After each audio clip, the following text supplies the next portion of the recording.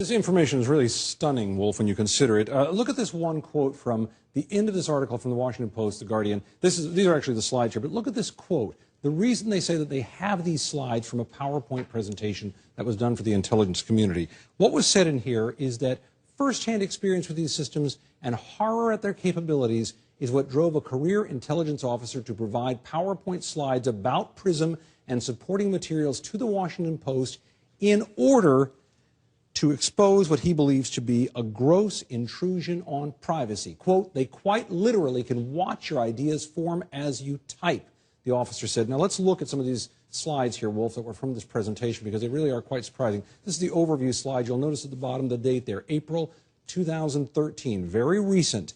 Now look at what this thing is all about. If you move to the next slide here, you can see that they're talking in here about how communications flow from place to place on systems like Google and Yahoo that they're apparently, according to this program, monitoring. And now look at the next part here. What is being monitored? This is the part that will most get people's attention.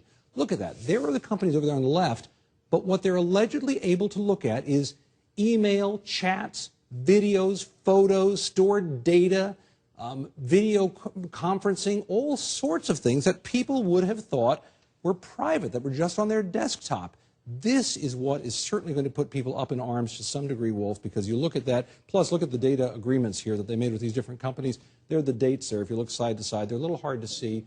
You see at the bottom 2007 up to 2013. That's the timeline of how they entered into this program with all of these companies that virtually all of us rely on all the time. Again, reporting from The Guardian and The Washington Post suggesting that all the coverage today about cell phones looks like the tip of the iceberg. Here's this ultra-secret program called PRISM they're reporting on, which has been allowing the government to look in on the desktops of computer users, if this report is correct, and simply see what we're doing, who we're communicating with, the things we're writing, the video messages we're exchanging, all sorts of things that, again, many, many computer users thought were private.